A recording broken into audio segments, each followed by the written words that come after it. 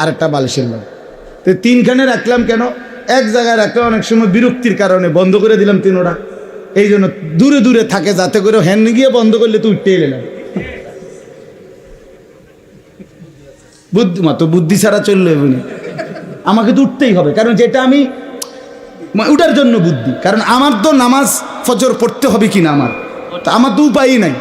আমাকে যেটা পড়তেই হবে সেটা আমার কষ্ট করতেই হবে, কষ্ট করতেই হবে। এই জন্য বন্ধু আমার, ফজরের নামাজ রাসূলুল্লাহ সাল্লাল্লাহু আলাইহি ওয়াসাল্লাম বলছেন, বিশ্বাস করেন ফজরের নামাজ যে পড়ে না, নবী বলছে সে খবিস। একেবারে আল্লাহর কসম, রাসূলুল্লাহর স্পষ্ট হাদিস, ওয়া ইল্লা আসবাহা খাবিসান নফস। নবীজি বলছে ফজর ছাড়া যার ভোর হয় সে খবিস, কাসলান, সে অলস, অপদার্থ। রাসূলুল্লাহ সাল্লাল্লাহু আলাইহি সাল্লামের স্পষ্ট হাদিস, নবীজি বলছে যে ফজরের নামাজ পড়ে না, যাকা রাজুলুন বালাশ শাইতানু ফি উযুনাইহি। যে ফজর পড়ে না সে হলো এমন মানুষ যার দুই কানে শয়তান মুত্তা দিছে। বালাশ শাইতানু ফি উযুনাইহি, দুই কানে কে মুত্তা দিছে? শয়তান। আচ্ছা কোন তো শয়তান কেমনে 6 মাসের বাচ্চা নি না 8 মাসের বাচ্চা? 6 মাস শয়তান অনেক বুড়া, অনেক বয়স্ক, কারণ শয়তান তো আর আজকে কালকের শয়তান না, বহুত আগের শয়তান না হইতে। তাইলে এই জন্য তার বয়স যেহেতু বেশি, ফেসাবো বেশি। এই জন্য যেই অপদার্থ ফজরের নামাজ পড়ে না, তোর সারা শরীর সারা বিছনায় শয়তান মুত্তা দেয়। এই জন্য বেনামাজি যেগুলো ফজরের নামাজ পড়ে না, এগুলো ফজরের নামাজ না পড়ে যারা ওঠে, এগুলারে গোসল করে রৌদ্রের মধ্যে টাঙ্গাইয়া থোয়া দরকার, যাতে দুর্গন্ধ কমে। লজ্জা শরম যদি থাকে, কেন সেজদা দিবেন না মালিককে? কেন সেজদা দিবেন না? আল্লাহকে সেজদা কেন দিবেন না বলেন মিয়া? কোরআনুল কারীমের মধ্যে আছে স্পষ্ট ভাব, আল্লাহ তাআলা বলছেন ইবলিসকে, ইবলিস সেজদা দিলি না, আজকের থেকে তুই শয়তান। গতকালকেও সে শয়তান ছিল না? ছিল। তার আগে কি শয়তান বলতো? সে তো মুআল্লিমুল মালাইকা ছিল, সে ফেরেশতাদের শিক্ষক ছিল। যেদিন সেজদা দেয় নাই সেদিন থেকে তার পরিচয় হলো কি? শয়তান। এই জন্য যে সেজদা দেয় না সে শয়তান, যে সেজদা দেয় না সে রাজিম।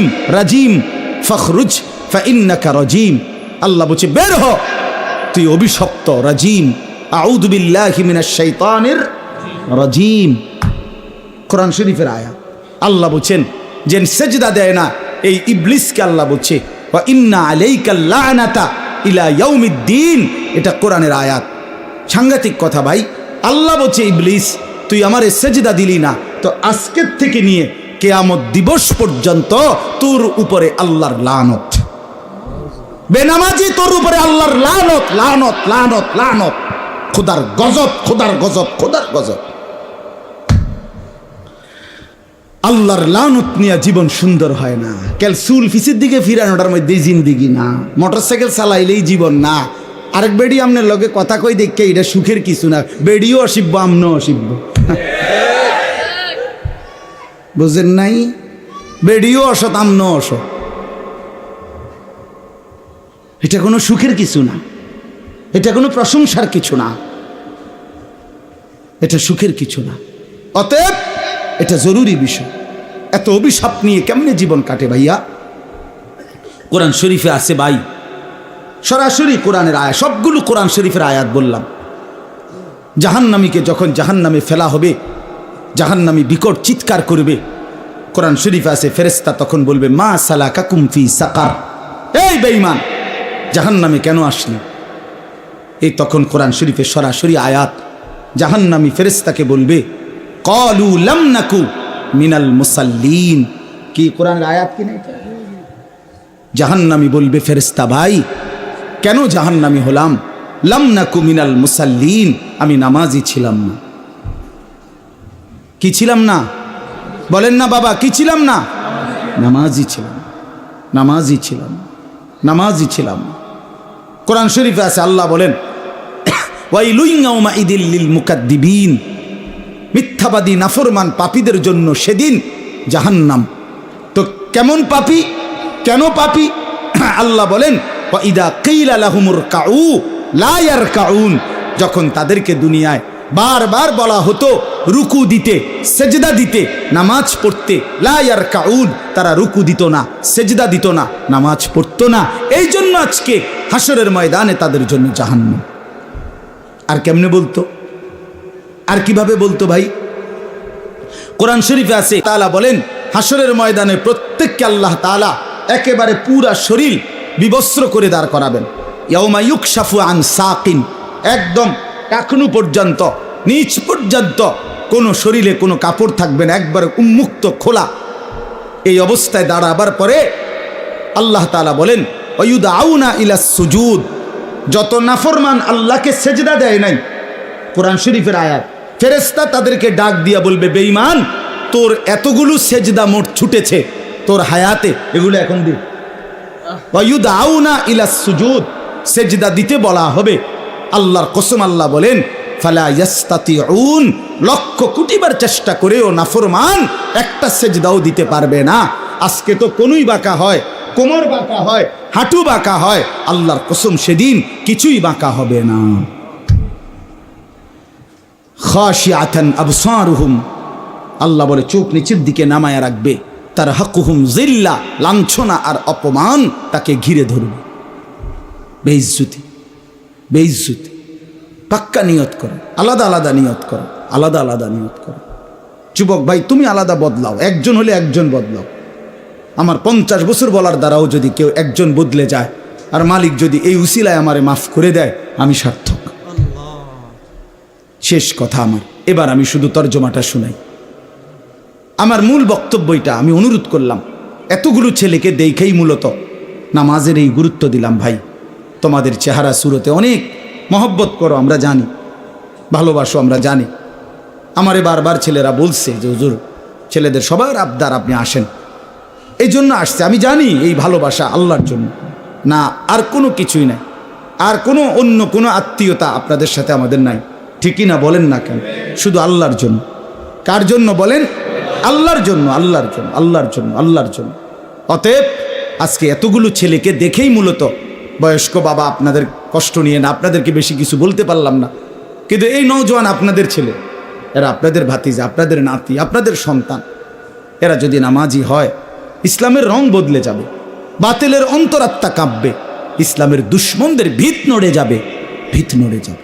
প্রতিদিন, প্রতি মুহূর্তে এই আমার এই ছোট্ট বাংলাদেশেও ইসলামের বিরুদ্ধে প্রতিদিন সারা পৃথিবীব্যাপী বহুমুখী ষড়যন্ত্রের সকল কার্যক্রম বাংলাদেশেও প্রয়োগ করা হয়। ষড়যন্ত্র একদিনও বন্ধ নাই, দুশ্মনী একদিনও বন্ধ নাই। ইসলাম, মুসলমান, উলামায়ে কেরাম, দিন, ধর্ম, এদেরকে নিশ্চিহ্ন করার জন্য হাজারো রকমের জাল বেঈমানরা পাইতা রাখছে। আল্লাহ আমাদের সন্তানদেরকে আমাদের কাছেই ইসলামের জন্য ফিরায়া দেন। নবী সাল্লাল্লাহু আলাইহি সাল্লামের আখেরি ওসিয়ত ছিল ভাই, নবীজি যখন দুনিয়া থেকে বিদায় নেয়, আম্মাজান আয়েশা রাদিয়াল্লাহু তাআলা আনহার বুকে মাথা রাখা অবস্থায় জিব্রাইল এবং মালাকুল মউত আজরাইল, এই দুইজন সামনে, নবীজির রুহু কবজ করবে। এখন এই মুহূর্তে নবীজি বললেন, আয়েশা, আজরাইল আর জিব্রাইল আমার সামনে, তাদের দুইজনকে সাক্ষী রেখে আমার উম্মতের জন্য আমি শেষ কথা আয়েশা তোমার কাছে বলে গেলাম, আসসালাত, আসসালাত, আসসালাত। আমার উম্মতরে বইল নামাজ ঠিক রাখতে, নামাজ ঠিক রাখতে। আমি গেলাম আয়েশা আমার মালিকের কাছে, ওরারে বইল নামাজ ঠিক করে আনতে, আমি ওদের জান্নাত ঠিক করে দেব, জান্নাত ঠিক করে দেব। হযরতে ওমর রাদিয়াল্লাহু তাআলা আনহু, ওমর 10.5 বছর মুসলমানদের খলিফা, বাদশাহ ছিলেন। ফজরের নামাজে 10.5 বছর পরে উনি ইমামতি করতেন। ফজরের নামাজে ইমামতি অবস্থায় প্রথম রাকাতে এক ছদ্মবেশী কাফের অগ্নিপূজক প্রথম কাতারে লুকাইয়া ছিল। সে কোমর থেকে ধারালো ছুরি বাহির কইরা হযরত ওমরের কোমরের মধ্যে 8 থেকে 10টা ছুরির ঘাই দিছে। এই ছুরির ঘাই দেওয়ার পরে ওনার এই পাঁজর, এই পাশের কোমরে একদম সব ছিদ্র হয়ে গেছে, নাড়ি বুড়ি বের হওয়ার উপক্রম, রক্তে ভাইসা গেছে। বাম হাত দিয়া উনি নিজের এগুলো চাপ দিয়া ধইরা এরপরে ডান হাতে প্রথম কাতারে উনার বরাবর পিছনে দাঁড়াইছে যিনি হযরত আব্দুর রহমান ইবনে আউফ রাদিয়াল্লাহু তাআলা আনহুকে, সাহাবীকে টাইনা ইমামের জায়গা আইনা দাঁড় করাইছে। নিজে সরে গিয়ে পড়ে যাইতে যাইতে বলছে, আব্দুর রহমান, আগে ফজরের নামাজ শেষ করো, এরপর আমারে ধরো। আমরা কিতাবে পড়ছি বাপ, কাটা মুরগির মতো ওমর রক্তের উপরে লাফাইছে, তরফাইছে। সাহাবায়ে কেরাম এরপরও আগে ফজরের নামাজ পড়ছে, এরপরে উনারে ধরছে। এর ঘরে নিয়ে গেছে উনারে, কামরায় চকির উপরে শোয়াইছে, মুখ দিয়া ওষুধ দিচ্ছে, এদিক দিয়া বাইর হয়ে যাইতেছে। আরবি কিতাবে পড়ছি আমরা, হযরত ওমর বুঝা ফেলছে উনি আর বাঁচবে না।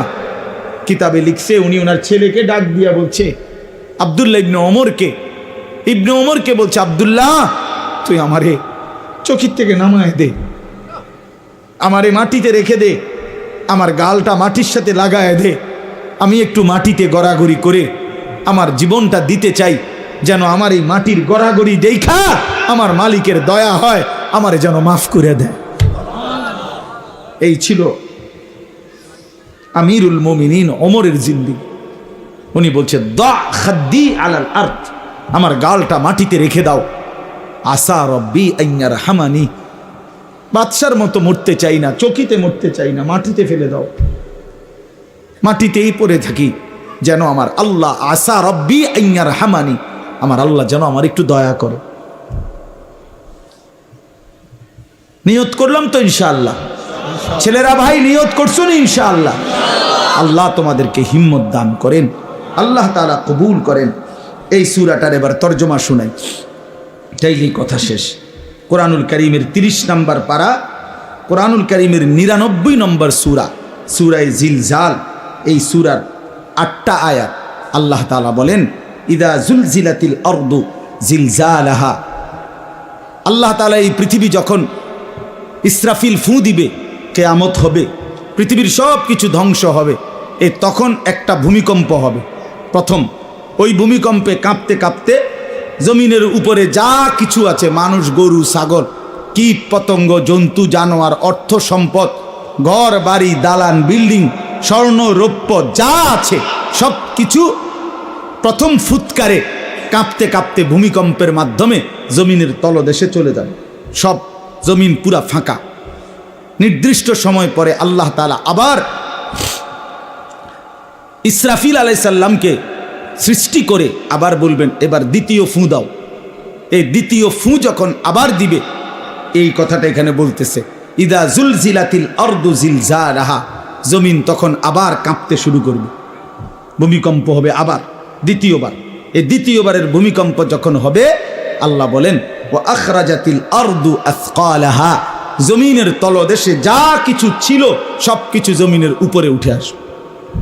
মানুষও, জন্তু জানোয়ারও, অর্থ সম্পদ, স্বর্ণরৌপ্য সব কিছু মাটির নিচে আবার খালি।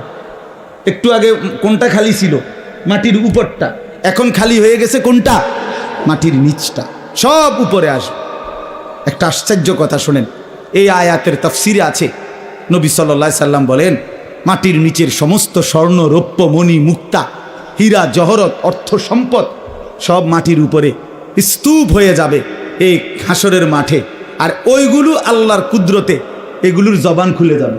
এই টাকা পয়সা স্বর্ণরৌপ্যের তাকিউল আরদু আফলাদা কাবাদিহা, মানে জমিনের ভিতর থেকে স্বর্ণরৌপ্য মণি মুক্তাও বাইর হবে। এগুলো যখন জমিনের উপরে স্তূপ, তো এগুলো ডাক দিবে, এই স্বর্ণরৌপ্যগুলো ডাকবে মানুষকে, ডাক দিয়ে বলবে, হে অমুক, নাম ডাক দিয়ে বলবে, এদিকে আসো, এই সম্পদের জন্য তুমি চুরি করছো, এই সম্পদের জন্য তুমি ডাকাতি করছো, এই সম্পদের জন্য তুমি বছরের পর বছর সুদ খাইছো, মিথ্যা বলছো, ওজনে কম দিছো, আজ নেও কি পরিমাণ দরকার, আজ নেও, এদিকে আসো, নেও যা লাগবে নাও। এই সম্পদের জন্য ভাইয়ের হক নষ্ট করছো, এই সম্পদের জন্য অমুককে হত্যা করছো, নাও এখন নাও। এই তখন কোরআন শরীফে আছে, ওয়াকাল আল ইনসানু মা লাহা, তৃতীয় আয়াত। তখন লোকেরা একজন আরেকজনকে বলবে, ভাই এটা কি হলো? মা লাহা, এরকম এটা কি? এগুলো কথা বলে কেমনে? এগুলো কথা বলতেছে কেন? আরে ঘটনাটা কি? আল্লাহ বলেন ইয়াউমা ইদিন তুহাদ্দিসু আখবারাহা। বান্দা, মাত্র তো দেখলা স্বর্ণরৌপ্য কথা বলে, এখন না দেখবা খেলা? এখন দেখবা খেলা। কি খেলা? আল্লাহ বলেন এবার দেখবা জমিন তোমার পুরা জিন্দগির বিন্দু বিন্দু বিসর্গ, তোমার জীবনের কর্মকাণ্ড, ভালো মন্দ, নেক বদ, সবকিছু এখন তোমার সামনেই আমি আল্লাহর সামনে বলব। ইয়াউমাইদিন তুহাদ্দিসু আখবারাহা। জমিনের মধ্যে যত খবর, জমিন সব কিছু মালিকের সামনে পেশ করবে, সব কিছু বলবে, সব কিছু বলবে। তোমার রাতের গুনাহ, দিনের গুনাহ, একাকীর গুনাহ, প্রকাশ্যের গুনাহ, তোমার রাতের তাহাজ্জুদের সেজদা, আবার মসজিদের জামাতে নামাজ পড়েছো সেই সেজদা, সব বলবে মালিকের কাছে, কিছুই আড়াল হবে না। আল্লাহ কোরআনে বারবার বলছে, বান্দা আড়াল করতে পারবা না, আড়াল করতে পারবা না। সবাই বলবে কিভাবে জমিন কথা বলে, কিভাবে স্বর্ণরৌপ্য কথা বলে। অন্য আয়াতে কোরআনের অন্য জায়গায় আছে ওয়া শাহিদা আলাইহিম সামউহুম ওয়া আবসারুহুম ওয়া জুলুদুহুম।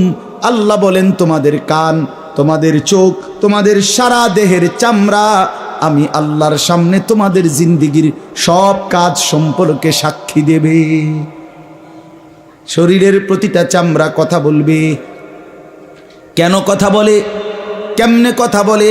তো আল্লাহ বলতেছেন বি আন্না রাব্বাকা আওহা লাহা, আল্লাহ আদেশ করেছেন বলেই কথা বলে। হ্যাঁ, এই জন্য মনে রাখতে হবে শুধু জিহ্বায় কথা বলে, জি না, আল্লাহ হুকুম করলে কথা বলে। কথা বলেন না? জিহ্বায় কথা বলে না, না না না। তো যে বেটা বুবা, বুবা মানুষ দেখছেন নি জীবনে? হের জিহ্বা নাই তো হে কথা কয় না, তো কি বোঝা গেল? জিহ্বায় কথা বলে না, মালিকের হুকুম হইলে কথা বলে। যে কানে শুনে না, হের এরকম কান নাই, ঠিক না, এদের সমান, তো সে শুনে না কেন? বোঝা গেল আল্লাহর হুকুম হলে শুনে। যে অন্ধ, তার কি এখানে চোখ বলতে কিছু নাই? কথা বলেন না? অন্ধ লোকের এদিক দিয়ে এরকম চোখ নাই, তো হে দেখে না কেন? বোঝা গেল কি? মালিকের হুকুম হলে চোখে দেখে। এই ঠিক এরকম আল্লাহ বুঝাইতে চাইছেন, বান্দা তুমি তো মনে করছো জিহ্বা দিয়ে শুধু কথা বলে। আরে না বেউকুফ, আমার হুকুমে কথা বলে। তো আমি হুকুম করিলে যদি গোশতের এই টুকরাটা কথা বলতে পারে, তো এই টুকরা বলতে পারবে না? বুঝেন নাই? আমি হুকুম করিলে জমিন কথা বলতে পারবে না কেন? আল্লাহর হুকুমে কথা বলতে পারে। নবীজি সাল্লাল্লাহু আলাইহি সাল্লাম আল্লাহর হুকুমে নবীজির সামনে একবার এক গ্রাম্য লোক একটা মরা গুইসাপ, গুইসাপ কি আপনারা কি কোন, মানে ছোটখাটো জঙ্গলের থেকে যে বাইর হয়, যেটি লম্বা হিঙ্গুল, হ্যাঁ, এটা মরা, ওই বেটা আইনা নবীজির সামনে রাখছে, রাইখা বলতেছে, মুহাম্মদ এই মরা গুইসাপ এটা যদি সাক্ষী দেয় তুমি আল্লাহর নবী, আমি ঈমান আনব। আল্লাহর নবী সাল্লাল্লাহু আলাইহি সাল্লাম ডাক দিছেন, আইয়ুহাদ দব। দব্বুন শব্দের অর্থ গুইসাপ, হে গুইসাপ। সাথে সাথে ওইটা বলে উঠছে, আল্লাহর কুদরতে তার জবান খুলে গেছে, অথচ মরা। লাব্বাইক ইয়া সাদাইক ইয়া রাসূলুল্লাহ, হে আল্লাহর রাসূল আমি হাজির, বলেন কি বলতাম বলেন। নবীজি বললেন, মান খালাকাক, কে তোমারে সৃষ্টি করেছে? তখন সে বলল, খালাকানি ওয়া খালাকাকা রব্বুস সামাওয়াতি ওয়াল আরদ, আপনারও বানাইছেন তিনি, আমারও বানাইছেন তিনি, সাত আসমান ও জমিন বানাইছেন তিনি। এরপরে বললেন, মান আনা, আমি কে, চিনো আমারে? বলছে, আনতা রাসূলু রাব্বিল আলামিন, যেই মালিকের কথা আমারে জিগাইছেন ওই মালিকের রাসূল আপনি। চিনতাম না আপনারে, আপনি তো সবার রাসূল, রাহমাতুল লিল আলামিন, আপনি গোটা কায়নাতেরই তো রাসূল, আপনি তো সবার, আপনি তো সবার। এই জন্য আল্লাহ তাআলার হুকুমে কথা বলে। ইয়াউমা ইদিন ইয়াসদুরুন নাসু আশতাতাল লিয়ারাউ আমালাহুম, আল্লাহ বলেন এরপরে এই সমস্ত মানুষ দ্বিতীয় ফুৎকারে যখন কবর থেকে হাসরের ময়দানে দাঁড়াবে, তো প্রত্যেকেই দলে দলে ফেরেশতারা ভাগ করে করে দিবে, আশতাতান মানে ভাগ ভাগ হয়ে ফেরেশতারা প্রত্যেককে তার আমল অনুযায়ী পাপ অথবা নেকি অনুযায়ী ভাগ ভাগ করে দিবে। ওই ভাগে ভাগে লাইনে লাইনে প্রত্যেকেই লিউরাও আমালাহুম নিজ নিজ জিন্দিগির আমল সচক্ষে দেখতে পাবে, সচক্ষে। ইয়াউমা তুবলাস সারাইর, কোরআন শরীফের আরেক আয়াতে আছে, আল্লাহ বলে বান্দা তোমার বাহ্যিক আমল না, শুধু তোমার অন্তরের ভিতরে যে কথাগুলো জীবনে কাউরে বলো নাই, কেউ শুনে নাই, কেউ দেখে নাই, সেগুলো আমি খুলে ডাইরেক্ট প্রকাশ করে দেখাবো। হুসিলা মা ফিস সুদূর। ভালো মন্দ কত কথা আমরা কল্পনা করি না, এগুলো। এই শেষ কথা হলো আল্লাহ তাআলা বলেন ফামান ইয়ামাল মিসকালা যাররাতিন খায়রান ইয়ারাহ ওয়া মান ইয়ামাল মিসকালা যাররাতিন শাররান ইয়ারাহ। শোনো বান্দা, ইমানদার হও আর কাফের হও, অনুগত হও আর অবাধ্য হও, আমার প্রতিটা বান্দা তোমরা আজকে হাসরের ময়দানে তোমাদের দুনিয়ার জীবনের এক জাররা অনুপরিমাণ ভালো কাজ তাও দেখতে পাবা, অনুপরিমাণ মন্দ কাজ তাও আজকে দেখতে পাবা। নেক কাজের পুরস্কারও পেয়ে যাবা, নাফরমানিস যত সামান্যই হোক এটার শাস্তিও মিলে যাবে। আজ ফিডাও দেখবা, পুরস্কারও দেখবা। পুরস্কার আজ ছাড় দেওয়া এক জাররা, আরবিতে জাররা বলে, আপনার তাফসিরে আছে লা ওয়াজনা লাহু, যেটার কোনো ওজনে হয় না, এত সামান্য, মানে কোনো ফাল্লি বাটখারাত দিলে কি আসবে না, 100 গ্রামও না, 1 গ্রামও না, আধা গ্রামও না, কোনো ওজন নাই। লা জিনাতা লাহা, এটার কোনো ওজন হয় না, এত সামান্য। হযরত আব্দুল্লাহ ইবনে আব্বাস বলছে জাররা মানে কি, বলছে তুমি যদি মাটির মধ্যে আপনি হাত রাখো, আবার মাটি উঠাইলে, হাত উঠাইলে যদি কিছু সামান্য বালু লাগে যেটা ঝরে যায়, এই সামান্য বালু যেগুলো, এগুলো হলো জাররা, এত সামান্য। আমার ওস্তাদ বলছিলেন যে কেউ যখন লুঙ্গি চিপে রৌদ্র দেওয়ার জন্য, দেখবেন মানুষ লুঙ্গি ভালো করে কাপড় চিপা, লুঙ্গি কাপড় যেটাই হোক, রৌদ্র দেওয়ার আগে আবার একটা জারা মারে, এমনি একটা জারা মারে না, এরপরে না দেয়। এই জারা মারিলে পিচ্ছি পিচ্ছি সামান্য পানির যে ফোঁটাগুলো ছিটকাইয়া পড়ে, এগুলো জাররা, এগুলো ওজন করলে আধা কেজি হইব নাকি, সামান্য। মানে এক কথা এটা বুঝায় আর কি, মূলত আসলেই কোনো কি নাই, ওজনে নাই, একেবারেই সামান্য। যেটা আমি ভাবিও নাই সেটাও আমার আমল নামায় লেখা হয়েছে, লেখা হয়েছে। লা ইউগাদিরু সাগীরাতান ওয়ালা কাবীরা ইল্লা আহসাহা। অতএব তাফসীরের মধ্যে আছে এই আয়াতটা, কোরআনুল কারীমের নবীজি বলছে আল আয়াতুল জামিআ, কোরআনের সবচেয়ে পরিপূর্ণ অর্থবোধক একটি কথা এইটা, যে সামান্য অনুপরিমাণ ভালো কাজও তুমি আখেরাতে দেখতে পাবা, সামান্য অনুপরিমাণ মন্দ কাজও তুমি আখেরাতে দেখতে পাবা। তাফসীরের মধ্যে আছে রাসূলুল্লাহ সাল্লাল্লাহু আলাইহি সাল্লামের জামানায় বহু লোক এই কথাইটা শুই নাই, এই আয়াতের এদ্দুর শুই না কালেমা পড়ে মুসলমান হয়েছে। হ্যাঁ, এক ব্যক্তি ফারাজদাকের আত্মীয়, সে নবীজির দরবারে এসে বলছে মুহাম্মদ তুমি আমার একটা কিছু শোনাও, তোমার আল্লাহর পক্ষ থেকে নাজিলকৃত। নবীজি এই আয়াতটা পড়ে শুনাইছেন। তো ওই ব্যক্তি বলল হাসবি, আমার জন্য এটাই যথেষ্ট, আমি একথার উপরেই কালেমা পড়লাম। এই শেষ কথা। অতএব আজকে ভাই আমার এই কথার দ্বারা আমি কি বুঝাইতে চাইলাম, এই ছোট্ট সূরার দ্বারা অর্থ হলো আল্লাহকে ফাঁকি দেওয়ার সুযোগ নেই। সুযোগ আছে ভাই, আমাদের জিন্দিগি আমার থেকে আপনি লুকাইলেন, আপনার থেকে আমি লুকাইলাম, আপনারটা আমি জানি না, স্বামীরটা স্ত্রী জানে না, স্ত্রীরটা স্বামী জানে না, ভাইয়েরটা বোন জানে না, বোনেরটা ভাই জানে না, নেতারটা কর্মী জানে না, কর্মীরটা নেতা জানে না। সব হইতে পারে দুনিয়ায়, কিন্তু আল্লাহর থেকে আড়াল করা কোনো সুযোগ নেই। অতএব আল্লাহর কাছে আমাদেরকে ফিরতেই হবে, যেতেই হবে। আর তখন আল্লাহ তাআলা বিন্দু বিন্দু হিসাব আমাদেরকে শোনাবেন, দেখাবেন। অতএব দয়া করে, যেহেতু মরতেই হবে, আখেরাতে যেতেই হবে, আমাদেরকে কবরে যেতেই হবে, যত চালাকি হন, পক্ষে থাকেন বিপক্ষে থাকেন, বন্ধু থাকেন শত্রু হন, যাই হন, মৃত্যু নিশ্চিত। মৃত্যু নিশ্চিত কিনা? রাজপ্রাসাদে যে থাকে তারও মরে যাবে, কুটির জীর্ণ কুটিরে যে থাকে সেও মরে যাবে। আজকের রাত যার বাসর রাত, তার রাতও বোর হবে। আজকের রাত যার ফাঁসির রাত, তার রাতও বোর হবে। হাসতে হাসতেও কবরে যায়, কাঁদতে কাঁদতেও কবরে যায়। অতএব দুনিয়া থাকার জায়গা নয়, চলেন আমি আপনি সবাই মিলে ফিকির করি, নিয়ত করি, ইনশাআল্লাহ ইনশাআল্লাহ আল্লাহ চাহে তো আমরা পুরা জিন্দিগি আল্লাহকে মানবো ইনশাআল্লাহ, নামাজ পড়বো ইনশাআল্লাহ। আজকের থেকে পরিবর্তন হোক, পরিবর্তন আজকের এশার নামাজ থেকে হোক। কি বলে? আজকের এশার নামাজ ইনশাআল্লাহ শুরু করো যুবক, আজকের থেকে তুমি পড়ো, এখন থেকেই এশার নামাজ। কোনো রকম এখন বিরতি দিলে তুমি বাটপারি সিটারি কইরা তুমি যদি এদিক সেদিক যাওগা, কেউ বিড়ি ধরাইতে গেলেন, কেউ আপনার মোবাইল টিপতে গেলেন, তাহলে আপনি যে 3 নম্বর মানুষ, 2 নম্বর মানুষ, এটা বুঝার আর কোনো বাকি নাই। কথা বুঝছেন?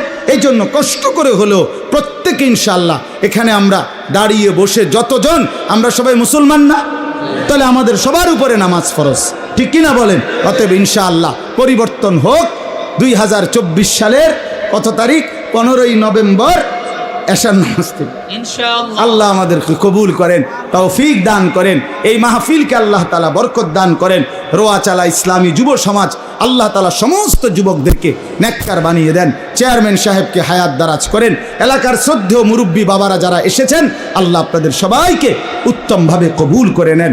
এশার নামাজের পরে আবার যথারীতি ইনশাআল্লাহ বয়ান হবে।